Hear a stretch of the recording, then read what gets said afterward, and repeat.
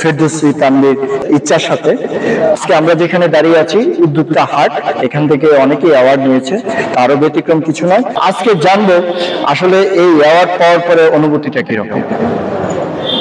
আজকে অ্যাওয়ার্ডটা পাওয়ার পরে I am feeling really honoured, কারণ ফিলিপিন্সে গিয়ে মিস আর্থে বাংলাদেশকে রিপ্রেজেন্ট করার পরে বাংলাদেশে ফিরে এসে এটা কিন্তু আমার ফার্স্ট একটা অ্যাওয়ার্ড ফাংশনে আসা।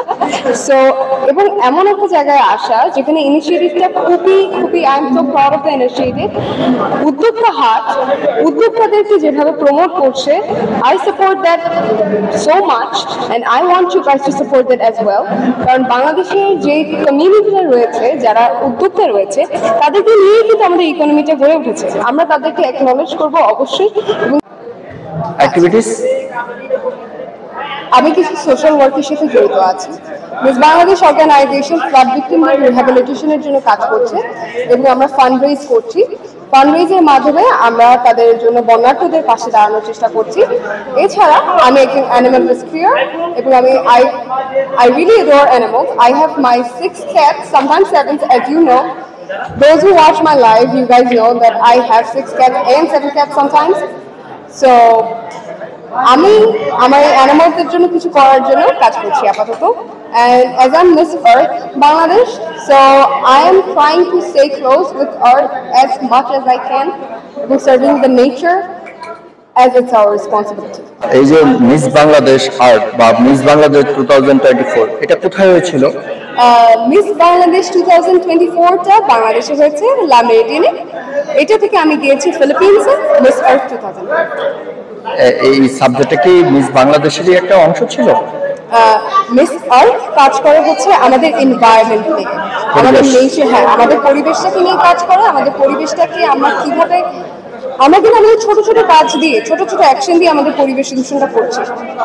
মিস আর্থ এগুলোর বিরুদ্ধে কথা বলে আমরা কিভাবে সাস্টেইনেবল প্র্যাকটিসেস করব, কিভাবে আমাদের সাস্টেইনেবল গ্রোথ করব, যাতে আমাদের এই আর্থ, আমাদের এই পৃথিবী, আমরা এটার যত্ন কিভাবে নিব।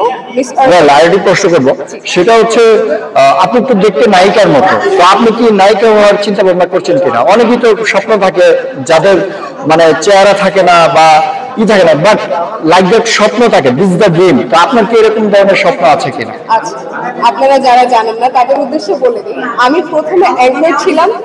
অ্যাঙ্কার থেকে আমি ক্লোদিং মডেল হয়েছি, ক্লোদিং মডেল থেকে আমি অ্যাক্ট্রেস হয়েছি, এবং অ্যাক্ট্রেস থেকে আমি এখন একটা beauty pageant winner.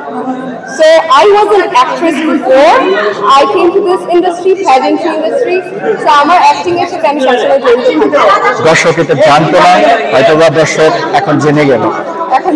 This is something new. I haven't said this anywhere. Thank you so much. Yeah. Thank you. I'm a newbie, বলা যায়, newcomer of the industry, but still আপনারা আমাকে যেভাবে ভালোবাসা দেখাচ্ছেন এটার জন্য অনেক ধন্যবাদ। দর্শকের মাঝে কিছু বলেন।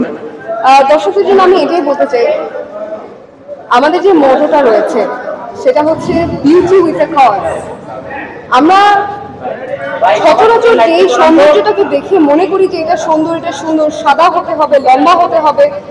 এটা কিন্তু আসলে আমাদের মাপকাঠি না। আমাদের মাপকাঠিটা হওয়া উচিত তোমার বুদ্ধিমত্তা কতটুকু, তুমি তোমার দেশের জন্য একটা নাগরিক হিসেবে কি করতে পারছো, তুমি অ্যাজ অ্যান এনভায়রনমেন্ট, তোমার এনভায়রনমেন্টের জন্য তুমি কি করতে পারছো, তুমি যে পরিবেশে বসবাস করছো সেই পরিবেশের জন্যই তুমি যদি কিছু না করতে পারো তাহলে তো হবে। So we promote beauty with cause, and I want everyone who's watching me to promote this as well. Find your cause, find your passion, and promote it with the beauty that you have within yourself. Thank you so much. Thank you so much. Thank you.